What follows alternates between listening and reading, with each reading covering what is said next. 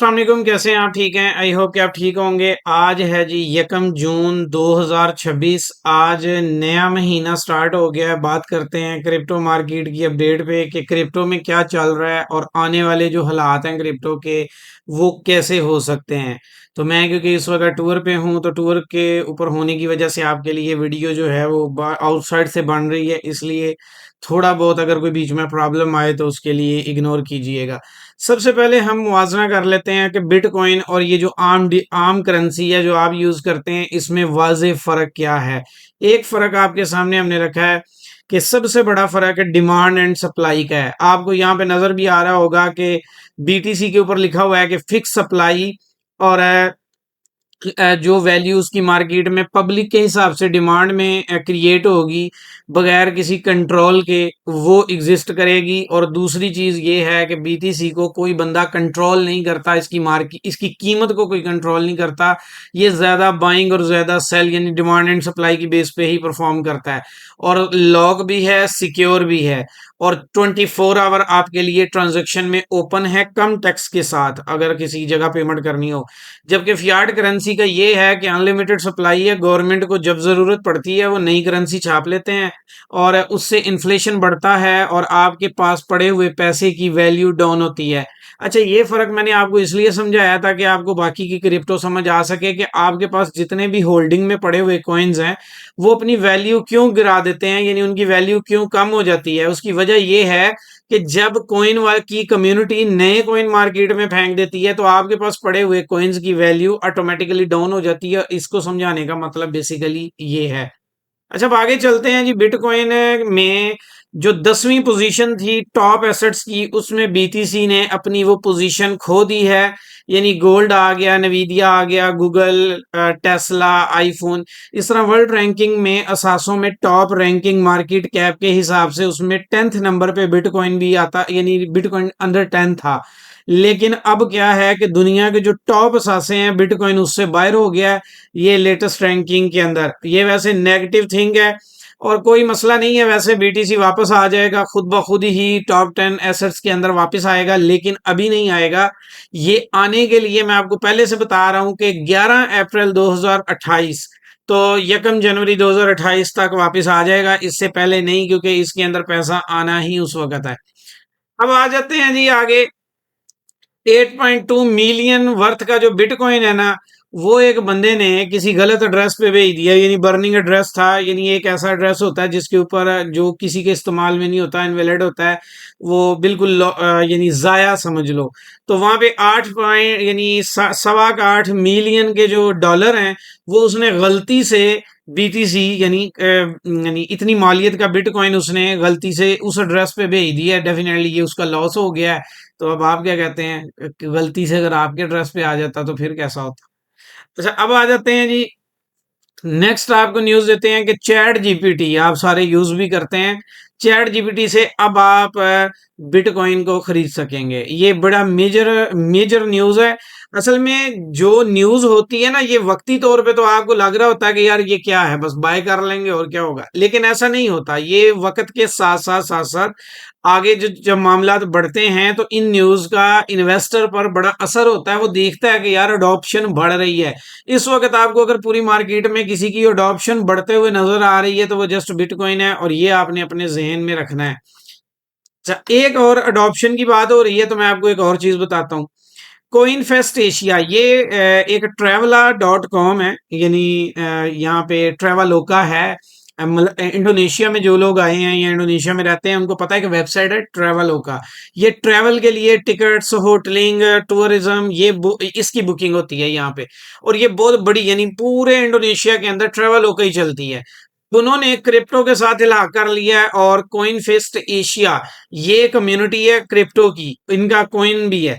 और उसके साथ अब उन्होंने ऑफिशियली उनके ट्रैवल पार्टनर बन गए हैं, यानी कि अब कॉइन दे के क्रिप्टो के जरिए भी आप इनकी सर्विसेज ले सकेंगे। आप होटल बुक कर सकेंगे। आप यहाँ पे लोग बाली आते हैं, यहाँ पे सुमाट्रा आते हैं, पता नहीं मतलब हर जगह पे आते हैं क्योंकि इंडोनेशिया तो टूरिज्म वाला कंट्री है। तो यहाँ पे पहले इनकी सर्विसेज थी, अब आप क्रिप्टो के जरिए भी ये सर्विस ले सकेंगे, जो कि बहुत अच्छी चीज है खासकर ट्रेडर हजरात के लिए जिनके जिनके पास पैसे नहीं होते, क्रिप्टो होती है। अच्छा, अब ज़रा पाकिस्तान की भी बात साथ में कर लें क्योंकि ये खबर है मेरी टीम ने निकाली तो ये क्योंकि हमसे रिलेट करती थी यानी हमारे शोबे से, तो इसलिए सोचा कि ये भी आपके सामने जो है ना इसको भी रखा जाए। इनकम टैक्स में इज़ाफ़ा कर दिया गया है जी पाकिस्तान में 1 अरब डॉलर की आमदनी से महरूम हो गए हैं।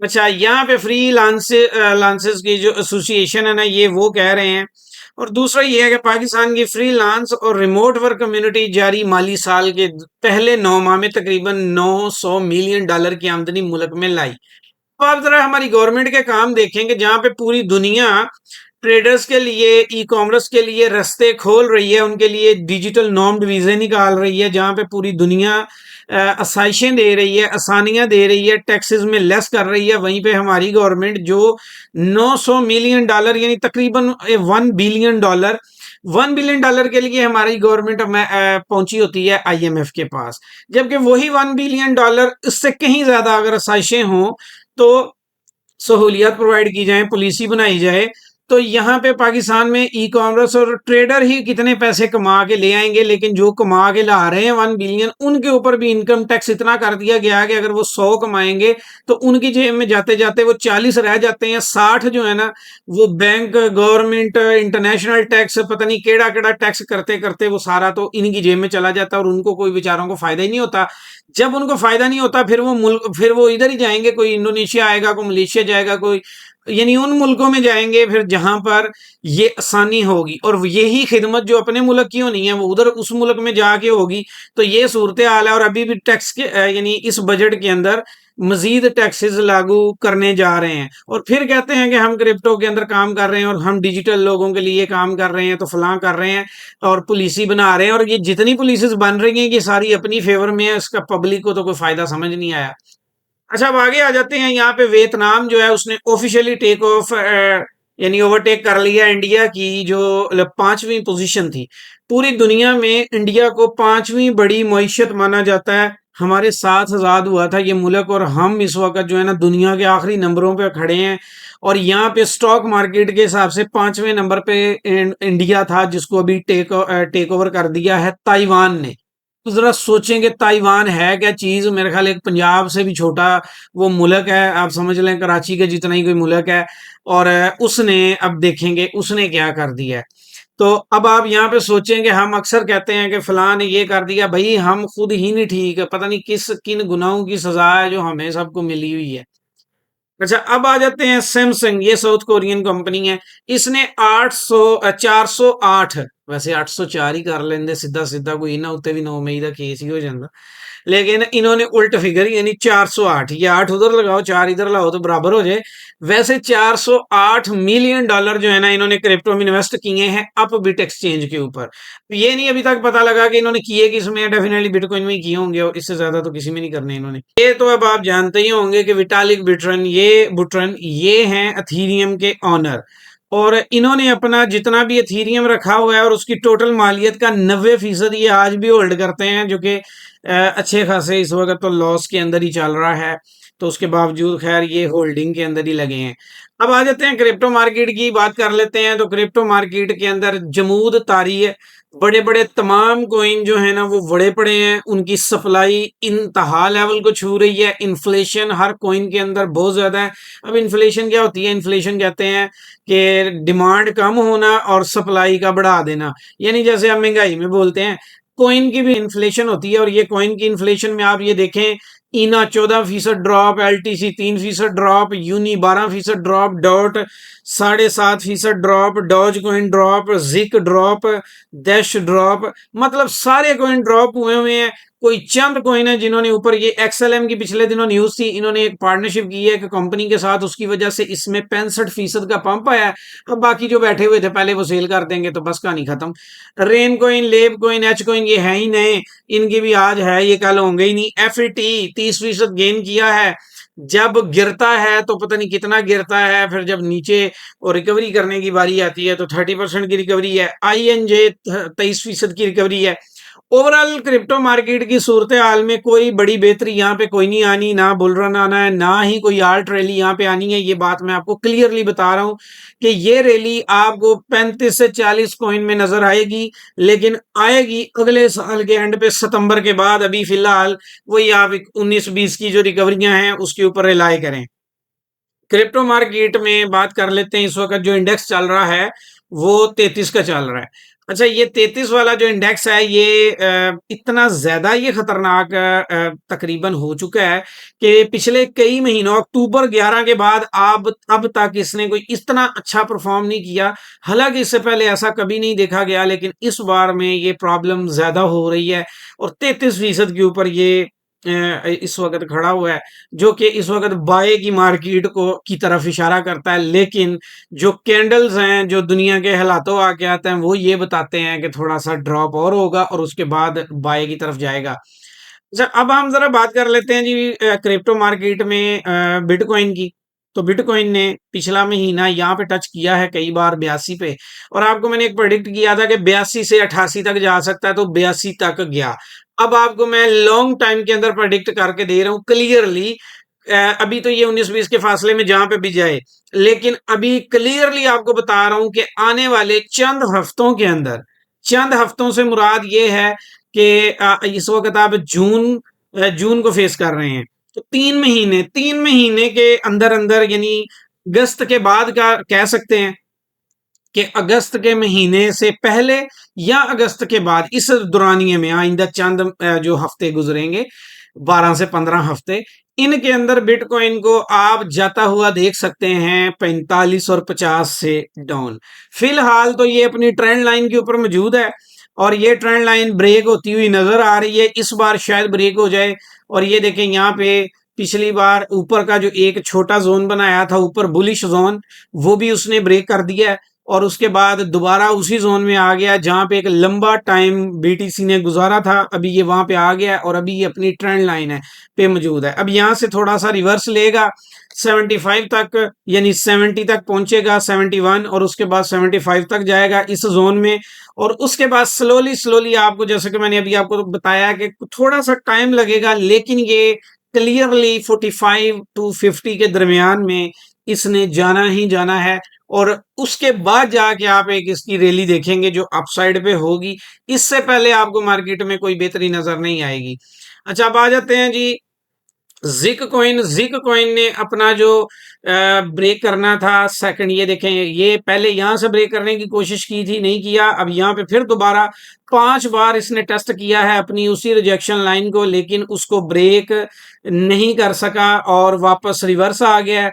और ये अपनी ये वाली सपोर्ट को वैल्यू देते हुए ऊपर गया था। अभी ये फिलहाल इसी जोन में रहेगा जो कि बनता है 500 से लेके तो 590 तक, फिलहाल इसी पोजीशन में रहेगा। और उसके बाद तकरीबन 1 महीने का टाइम आप फ्रेम बना सकते हैं। महीने के टाइम फ्रेम के अंदर ये इसको ब्रेक करके आपको नीचे 378 की जानिब आता नजर आएगा। फिलहाल के लिए ये अपनी इसी सपोर्ट को वैल्यू देगा। अच्छा, अथीरियम की बात कर लेते हैं। तो अथीरियम ने अपना जो ट्रेंड लाइन है वो तोड़ दी है काफी लंबे अरसे के बाद। इसकी जो डे की ट्रेंड लाइन है जिसके ऊपर अथीरियम चल रहा था, ये इसने ब्रेक कर दी है और वीकली ट्रेंड लाइन के ऊपर ये मौजूद है। और दूसरा ये कि ये स्पोर्ट लाइन के ऊपर भी मौजूद है। ये यहाँ पे छोटी सी एक स्पोर्ट भी बनती है, ये देखें यहाँ पे। तो इस वजह से यहाँ पे हम इसको लाइन लगा लेते हैं। तो अभी हमें तकरीबन 1950 की रेंज में ये मिल जाएगा। लेकिन ये है छोटी मोटी करेक्शन। बड़ी करेक्शन में आपको अभी भी बता रहा हूं कि जो पैटर्न इसका बीटीसी का सालाना का बन रहा है वो क्लियरली सालाना 50 पे और बीटीसी 42 से 50 पे।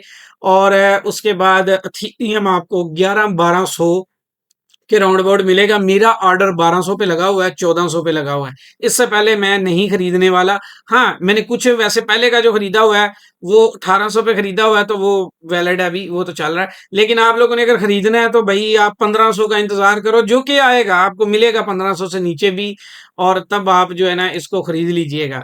बाकी क्रिप्टो मार्केट में जैसे ही थोड़ा सा भूचाल आता है ना नीचे की जानिब, यानी डंप आता है, आपको हर बंदा यही कहेगा बीटीसी डेड हो गया। अब यहाँ पे आप देखें, ये एक चार्ट है, जब जब बिटकॉइन को डेड किया गया लेकिन उसके बावजूद वो फ्लाई करता गया। ये जो डॉट्स हैं इसके अंदर उन्होंने बताया है कि 452 टाइम यानी 442 दफा बीटीसी जो है ना ये डिक्लेयर हुआ है कि डेड था, और उसके बावजूद ये जो है ना इसने, ये देखो कितना बड़ा रिटर्न नीचे लिखा हुआ है, ये आप खुद ही गिनती कर लो, तो ये रिटर्न मिला है।